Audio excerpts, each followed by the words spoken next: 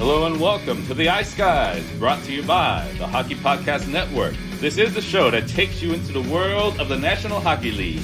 Every game, every day, from a sports betting perspective. With pro handicappers Alex B. Smith and veteran sports writer Jimmy Murphy.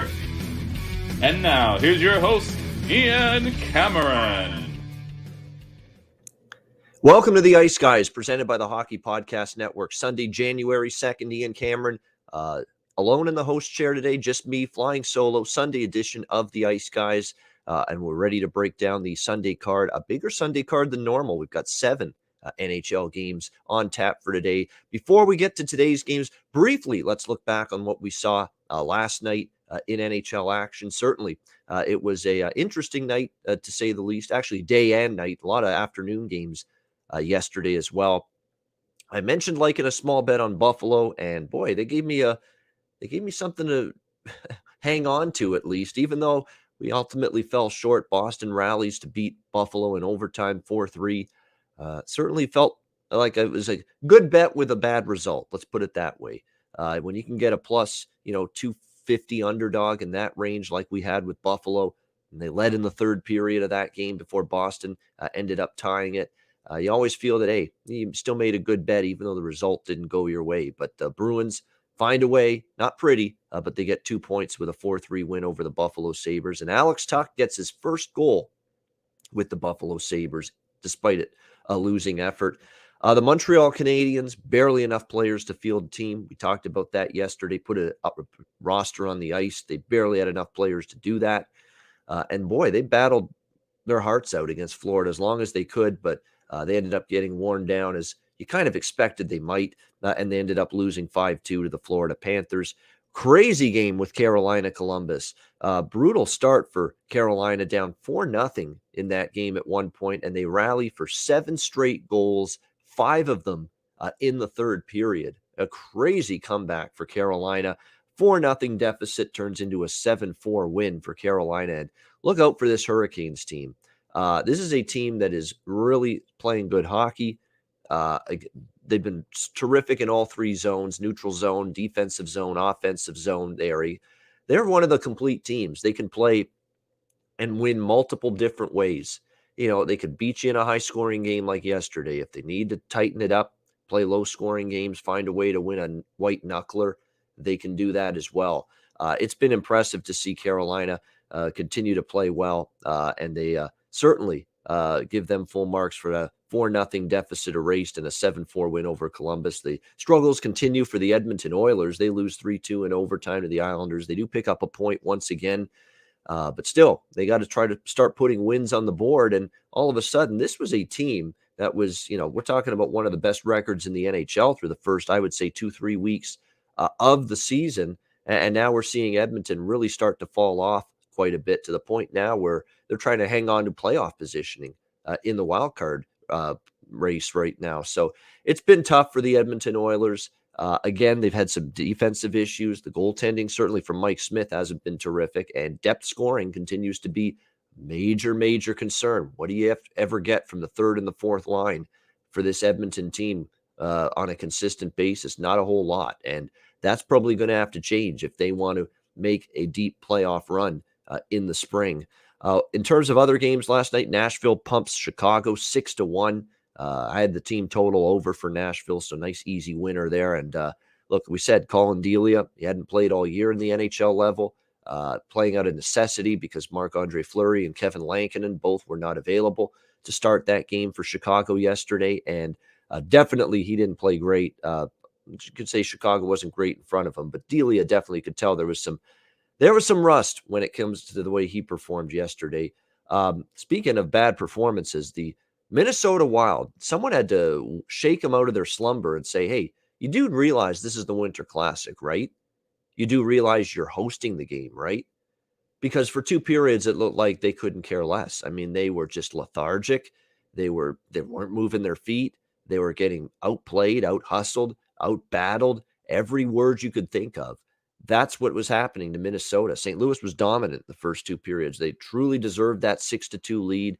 Probably put it on cruise control a little bit in the third period, allowed Minnesota to get back in it a little bit. But nevertheless, that's a thoroughly disappointing effort for a team playing at home, hosting an outdoor Winter Classic, and a team that was coming off 4 losses going into that game, 4 losses in a row. Expected better out of the Minnesota Wild, but credit to St. Louis. And I said this on Twitter during the game. This might be the most depth-laden offensive Blues team I've seen in a while in terms of scoring. When you've got what they have right now, and they've got a lot, and they've got a lot because everybody's, feeling good and playing well at the same time. Ryan O'Reilly, David Perron, Jordan Kyrou, Vladimir Tarasenko looks like a new man again and a totally resurgent individual. You get Pavel Buchnevich from the Rangers. You don't even have Braden Shen yet, who's still out. Wait till you get him back. Brandon Saad's had a decent season, the old veteran forward. So all of a sudden, Robert Thomas continues to improve. I mean, you've all of a sudden got a bunch of different game breakers up front at the forward position that maybe you didn't have. I'm not sure St. Louis had this kind of offensive depth even a couple years ago when they won the Stanley Cup in 2019. So it's impressive right now. The Blues playing good hockey, and they keep it rolling yesterday with that 6-4 win over Minnesota in the Winter Classic of that game. All right, what else did we have yesterday? Toronto shutting out Ottawa 6-0. Just another pretty bad effort from Ottawa last night. A lot like what we saw from Minnesota for the first 2 periods. Just outworked.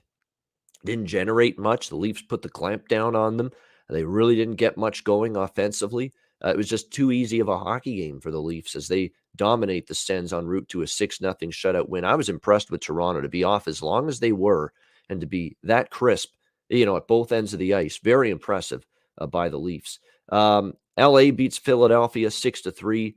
Kind of mad I didn't bet the over there. I should have known Martin. The Philadelphia Flyers might struggle a little bit there in that game. That's definitely something that concerned me going into it. And sure enough, they lose 6-3 to the LA Kings in that one. Just inconsistent. That's why the Philadelphia Flyers are where they are in the standings. And just inconsistent from one game to the next. And just like Martin Jones, inconsistent from one game to the next. He gives up 2 goals, looks terrific against Seattle, and gives up 5 goals last night in the loss to the LA Kings. That's Martin Jones. You can't bank on him 2 games in a row. I was foolish of me to think that we could bank on him to play good 2 games in a row. That did not happen. And LA gets the win 6-3. And the final game, Vancouver, which was a winner for me. Vancouver with the win against Seattle, 5-2. It just felt like a cheap price. Vancouver's the much better team right now. Seattle continues to have a tough time winning games, continue to struggle to keep the puck out of their own net. That happened again last night. Another not so great night for Grubauer. Now, granted, a couple of those goals he had no chance on, but still, nevertheless, a rough night for Seattle. It felt like it was a cheap price to lay on the road with Vancouver, given the way they've played under Bruce Boudreau, and they got the job done 5-2. All right, let's go to Sunday. We'll start with the Tampa Bay Lightning and the New York Rangers. And there's a bunch of afternoon games. In fact, there's only one night game. 6 of the 7 games are day games today, starting with the Lightning and Rangers. Tampa Bay -120, road favorites, 5.5 the total in this game. We don't know yet who's going to be in net as of right now for the Lightning. We think there's a potential for Vasilevsky to return here. He's taken off. He's been cleared from COVID-19 protocol on Saturday. You would think that he's going to have a chance to start in this game, although it's not been confirmed. Look, he's been great in the month of December. 7-0, 2.12 goals against average, .933 save percentage. Terrific numbers. Yeah, he's been out for a little bit on COVID protocol, but obviously the Lightning are going to welcome him back with open arms. With all due respect to Brian Elliott, it's just a backup goalie at this stage of his career. Certainly would take Vasilevsky in a heartbeat over Maxime Lagacé, who's not even on the roster now with Vasilevsky being cleared. He was pretty dreadful against Florida earlier this week. So they're definitely going to welcome the return of Vasilevsky. Not confirmed, but I'd be shocked if he's not in net. Rangers with the 4-3 win against the Lightning on Friday night in Tampa. Tampa will look to return the favor here. It feels like a Tampa Bay spot for sure. I mean, I wouldn't begrudge anyone looking at the Lightning here, -115, -120. They're off 2 straight losses. They might have Vasilevsky back in net, probably a good chance of that. So you would think that gives them the edge here a little bit in this game. So I absolutely would lean a little bit to the Tampa Bay side. I would lean over the total at 5.5 now, just because of the series history. We're talking about 6-2 over the total in the last 8 meetings between the Lightning and the Rangers. And Vasilevsky's back, but we're talking about a guy that has now not played for a little bit of time. Remember, he hasn't played any of these games for Tampa Bay since before the break. So, we're talking about an extended layoff for Vasilevsky. They're happy to have him back. He's one of the premier goalies in the league. Will he play like a premier goalie today with all the time off? That ends up being the question here. So I'd still lean Lightning, short turnaround, rapid revenge spot, losing to the Rangers the previous night. And to be honest with you, when it comes to the Rangers, they haven't been, they've been good at home, but they've been every bit as good on the road. So don't underestimate the potential here for the Tampa Bay Lightning to get the win. I mean, the Rangers still have a decent home record, 8-5, but they've been even better on the road this year. So Tampa Bay to go on the road and maybe win this game wouldn't surprise me. Like I say, I'm passing the game, but I'll throw out a lean to Tampa Bay -115 and a lean to the over at 5.5. If it's 6, I probably don't bet. I don't even lean to the over, but 5.5. Given the series history and really given the fact Tampa's trended over in the last 4 games. All 4 of them have gone over the total, the last 4. And the Rangers, last 2 since the break, have gone over the total. So that's why 5.5. I would lean that way. San Jose, Pittsburgh. Pittsburgh -170 to -175. Home favorites, 5.5 the total in this game between these two teams. Should be an interesting one here. Pittsburgh, we'll see how they fare in this game. We're talking about a Penguins team that, it's been a while since we've seen them in action prior to this game. So we'll see how they're able to fare now for the returning to play here for an early home game against San Jose. When you look at the Sharks, it's going to be interesting with San Jose. Kind of overachieved, in my opinion, early in the season. Will that continue now the rest of the way? I honestly have my doubts. To be quite honest, I'm not sure San Jose is going to be one of those teams that's going to maintain their spot in the playoff race long term.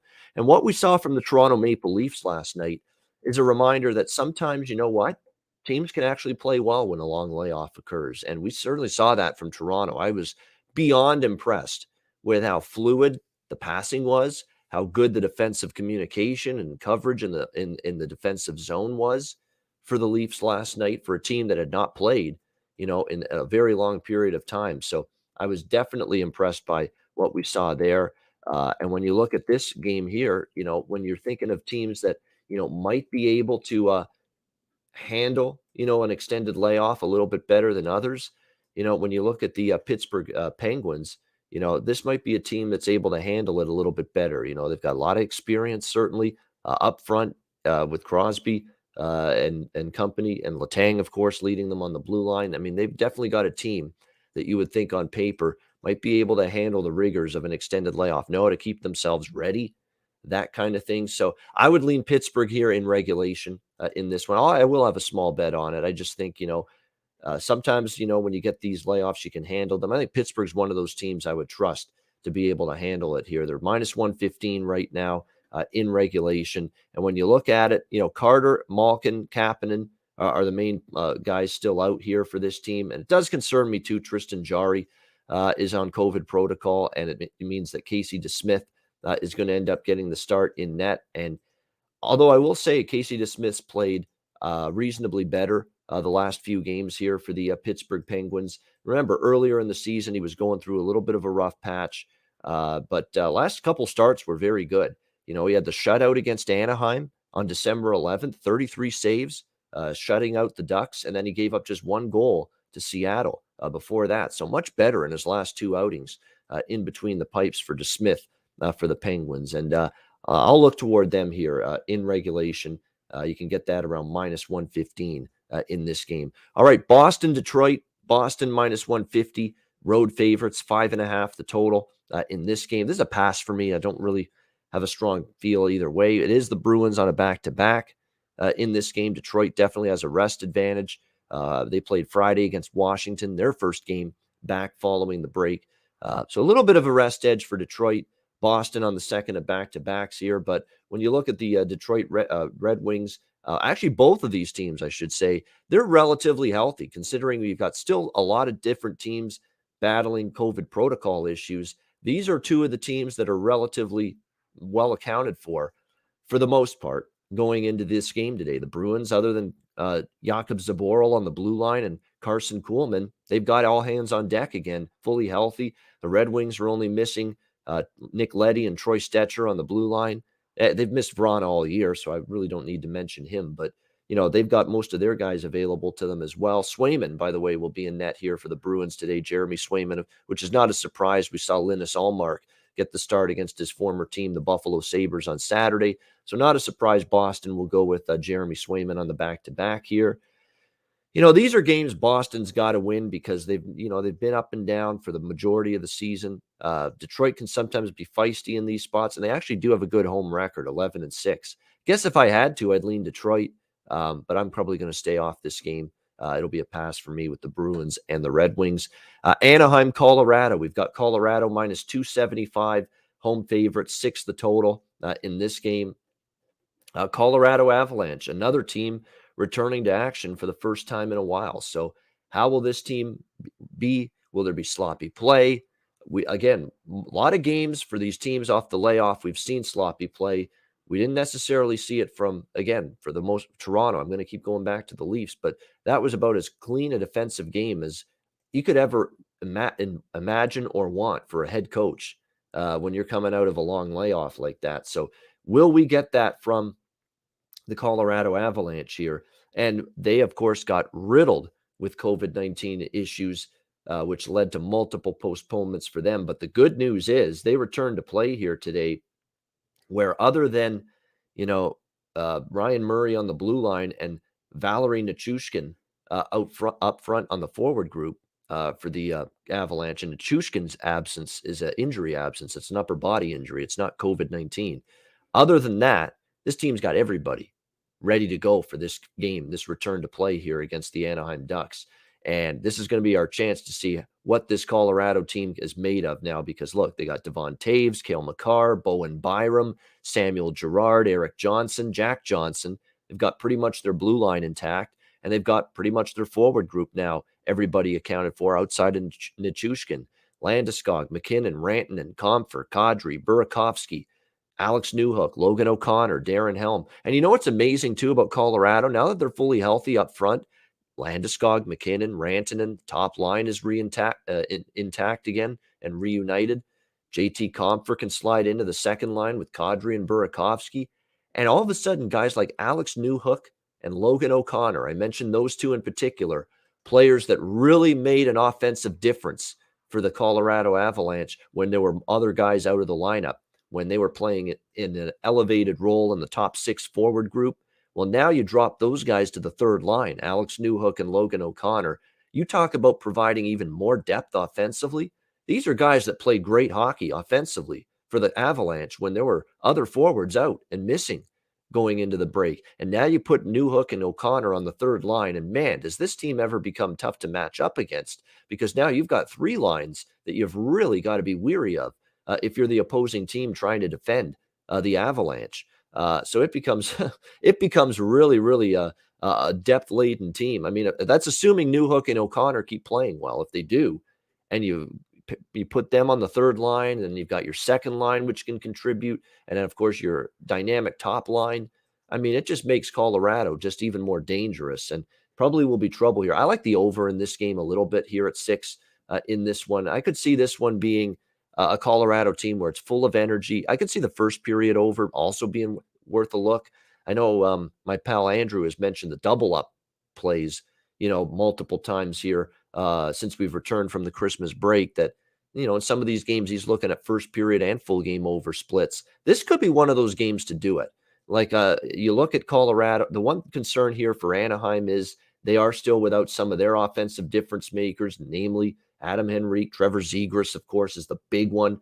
But they're also without 2 starting defensemen, Josh Mahura and Cam Fowler. And again, when you're talking about cluster absences, multiple absences along the blue line, it's usually going to be a problem trying to keep the puck out of your own net. You're going to have a harder time. And boy, what a team to have to play here, Colorado, when you're dealing with a couple of starting defensemen out. So I think this could be a game where you see some goals here. Lean the first period over, definitely on the full game over 6. Lean the first period over here as well in this one. All right, New Jersey, Washington. We've got Washington minus 220, home favorites, 6 the total in this game. Devils and Capitals. The Devils, we'll have to see if they can keep it rolling. Beat Buffalo, which again, that's not saying much, but it's still a good win for a team that had lost 6 in a row before the break.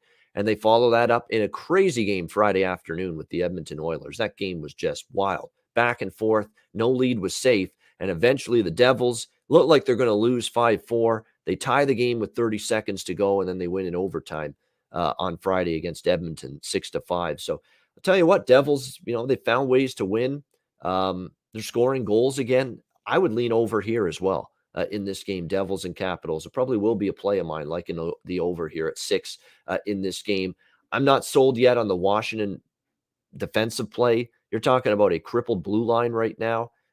Nick Jensen, Martin Fervari, and of course, Justin Schultz, among others, on the blue line, multiple absences. And like I say, with this Devils team right now, with what we've seen, Jack Hughes playing great, Pavel Zacha stepped up, Dawson Mercer, Jesper Bratt's been really good lately up front, and this all of a sudden the Devils team that since the break, they've suddenly been able to find the back of the net. Now wait till they get Nico Hischier going. That remains to be seen. Now he did not play in the game against Edmonton, but he was on the ice.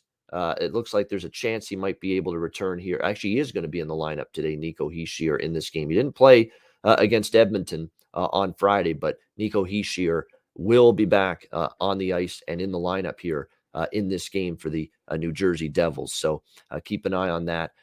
This is one where I could see goals. Again, the Devils have played they've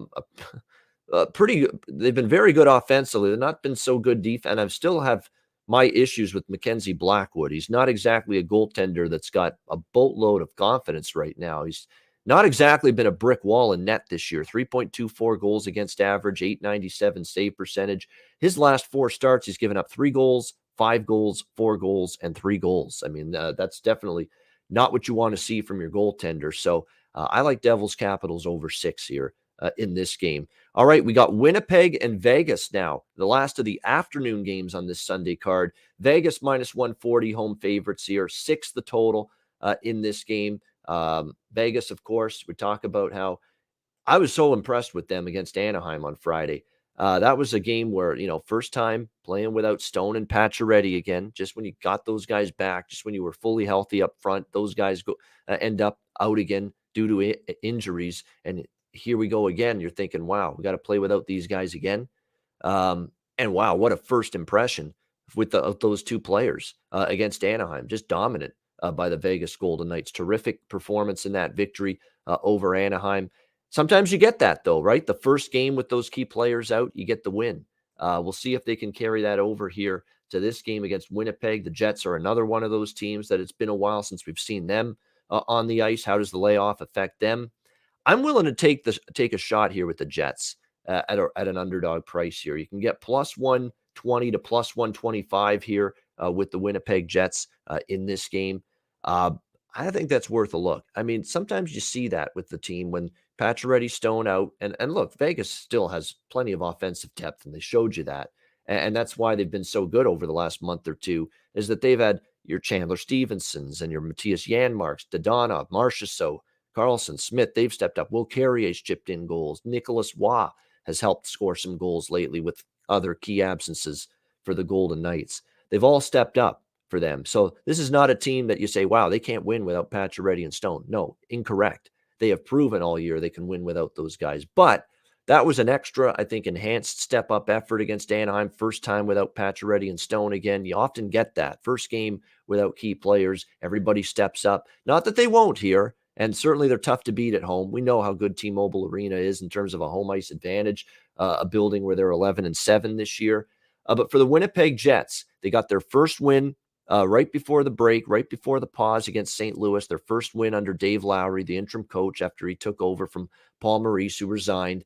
And, I think this team has a run in them. I think there's a good hockey team still. Maybe I'm wrong. We're gonna find that out now moving forward, because if the Jets are gonna make that push, it's going to be now.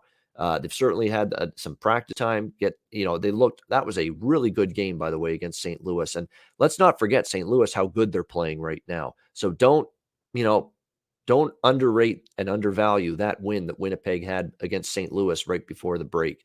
I like the Jets here. I'll have a bet on them here, plus 120, plus 125. Not significant because it's not easy to go against Vegas, but the Jets to me, I think, are worth a shot here at this price. Again, I like the way their complete overall game was against St. Louis before the break. As far as the total goes, I do like it over the total as well. Again, you've got, I'm looking to bet Winnipeg games over the total. Simple as that. I said before the break, Dave Lowry's talking about push the puck north-south, get the transition game going. We want to play fast. We want to move the puck fast. We want to, make sure we create enough chaos and traffic in front of the net. It's basically play fast, move the puck fast, move your feet quickly, make plays, get to the front of the net, crash the net, look for loose pucks as well. He's really emphasized, Dave Lowry as well, net front presence, traffic in front of the net, make it difficult for the opposing team blue line, the opposing team goaltender. And I think you're going to keep seeing that here. And Winnipeg's gone over the total, of course, I believe in back-to-back games. Yeah, the Washington game against Winnipeg went over the total, which was Lowry's first behind the bench as the interim head coach. And then the St. Louis game did, which was actually my best bet on the show that day for the Ice Guys, was that Winnipeg St. Louis over on that Sunday afternoon game. I like the over here as well. Jets and Golden Knights, as well as Winnipeg here at a plus 120 price. All right, final game of this Sunday card. Calgary Flames, Chicago Blackhawks. Calgary looks like minus 190 to minus 200. Road favorites, 5.5 the total here in this game. For Chicago, this all comes down to, I don't want, goaltending. I don't want to always make it seem like it's the be-all, end-all, but the goaltender is like the quarterback in football, like the starting pitcher in baseball, like the point guard in basketball. It's the most important position on the team. It just is. It's the biggest difference maker, and if a team wins or loses, is the play from that one position. The quarterback in football, the point guard in basketball, the starting pitcher in baseball, and of course, the goaltender in hockey. So when you look at it here for the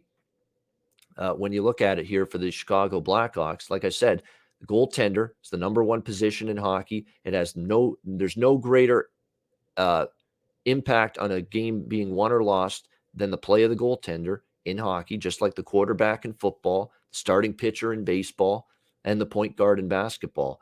And for Chicago, we saw the effects of Colin Delia being in net last night, or yesterday afternoon, rather, in Nashville. He just wasn't ready. He hadn't played a game in the NHL all year. He was an emergency starter out of necessity with Marc-Andre Fleury and Kevin Lankinen, both on COVID protocol for the Chicago Blackhawks. And I don't know if either of them are coming off that protocol because they both went in on Friday. Actually, you know what? Hold the phone on that. Lankinen went into protocol Friday.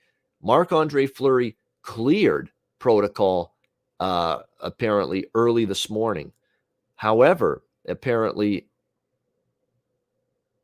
Arvid Soderblom is apparently going to be starting, it looks like, for Chicago. I'm just reading this now. Yes, Arvid Soderblom is going to be in net here for the Chicago Blackhawks today. Now, he actually came into the game yesterday in relief of Colin Delia because obviously Delia had a rough game after the 3 goals. They pulled him and Soderblom went in and finished that game. It looks like he's going to be the guy because Fleury is cleared from protocol, but for some reason he's not returning to action immediately.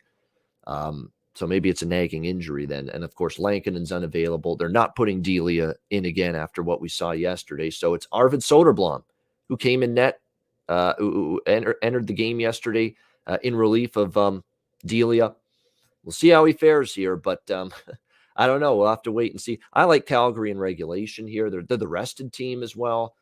It was a pretty solid. I was impressed with Calgary, even if it was against Seattle. We talked about Seattle struggling, but I was impressed with Calgary. They looked sharp. They looked crisp. They actually dominated the play. They controlled the play. They had the puck more often. They outshot Seattle, outchanced Seattle. It's a pretty solid. The only part of Calgary's game that was a little off the mark in that Seattle victory was Jacob Markstrom actually in net. I don't think he was on top of his game. He was struggling. He was fighting the puck a little bit, but I thought the team in front of him played very well. They've got the rest advantage. Chicago, we saw yesterday, the 6-1 loss to Nashville. Going to have trouble keeping the puck out of their own net. You're talking about guys that I'm not convinced they're ready for NHL level goaltending right now, or ready for goaltending at the NHL level, whether it's Delia or whether it's Arvid Soderblom here tonight, who will get the start for the Blackhawks. You would think it's going to be Jacob Markstrom here in net for Calgary, although it's not confirmed. But I like Calgary here in regulation, which is minus 130. And I like the over here, 5.5, even money. Worth a bet here at this number, because I think, with Calgary, they'll be able to find the back of the net. Maybe Chicago can as well. And I think Chicago's probably after yesterday thinking, boy, we're down to basically third, fourth goalies on our organizational depth chart right now. We'd better plan on getting our offense going. We'd better plan on scoring some goals if we're going to win games right now. So I think that's going to be a mindset that leads to a more aggressive approach offensively here for Chicago. So for me, Calgary in regulation, and also over 5.5 in this one. All right, before we wrap up the show with best bets, a reminder, DraftKings Sportsbook, of course, are great partners here at the Hockey Podcast Network and the Ice Guys. Of course, one of the great books it is truly for betting NHL hockey. A reminder that if you're a new customer, get involved with DraftKings. Take advantage. If you're a new customer, all you have to do is bet on either team to score a goal. It really is that simple. Bet on either team to score a goal. That's all it takes. New customers, you bet just $1, any NHL game, win $100 in free bets if either team scores. Someone's going to score now because there's no ties in NHL action. So take advantage of it. If DraftKings Sportsbook isn't available in your state yet, you can still play for huge cash prizes all season long with DraftKings daily fantasy hockey contests. DraftKings is giving all new customers a free shot at millions of dollars in total prizes with their first deposit. Download the DraftKings Sportsbook app, use promo code THPN, throw down $1 on any NHL game and win $100 in free bets if either team scores a goal. That's promo code THPN this week at DraftKings Sportsbook, an official sports betting partner of the NHL. Must be 21 years of age or older, must reside in a DraftKings Sportsbook state. New customers only. Minimum $5 deposit and $1 wager required. One per customer. Restrictions apply. See DraftKings.com/sportsbook for details. Gambling problem? Call 1-800-GAMBLER. Download the DraftKings Sportsbook app, sign up for an account, and use the promo code THPN. All right, best bets for this Sunday NHL card. I'm going back and forth between the over in the Colorado game and the over in the Winnipeg-Vegas game, and I'm going to go with the over in the Winnipeg-Vegas game. I really do think we'll see goals. We've seen enough evidence that without Pacioretty and Stone, this is still a very capable Vegas team offensively, even with those two guys out. I think the Jets are going to be able to find the back of the net, playing with a brand new level of pace, tempo, just an emphasis on, just shooting the puck from anywhere, getting traffic to the net. And I think with the skill that this Winnipeg team still has up front, when you're talking Scheifele and you're talking Kyle Connor, and and there's still a great, and Pierre-Luc Dubois and Nikolai Ehlers, you've definitely got game breakers to make that kind of system work for Dave Lowry. And I think you'll see a nice back and forth affair here. And I like the Winnipeg side as well. But for the best bet for this Sunday edition of the Ice Guys, we'll go with Winnipeg Vegas over 6, minus 105. That'll be my best bet for this Sunday card. And that'll wrap up this edition of the Ice Guys. Thanks to everyone for tuning in live on YouTube. Hit the like button on the way out if you haven't done that already. And a reminder that the Ice Guys is live 7 days a week, Monday to Friday, 2 p.m. Eastern, Saturday and Sunday, noon Eastern. If you can't watch the show live, download the Ice Guys podcast in audio form on all major podcast platforms: Google Podcasts, Apple Podcasts, Spotify, Stitcher, and iHeartRadio. Download the Ice Guys podcast when you can't watch the show live. I'm Ian Cameron. Thank you for watching. Have a great Sunday. Enjoy the games and good luck. And we will talk to you again tomorrow on Monday for another edition of the Ice Guys presented by the Hockey Podcast Network.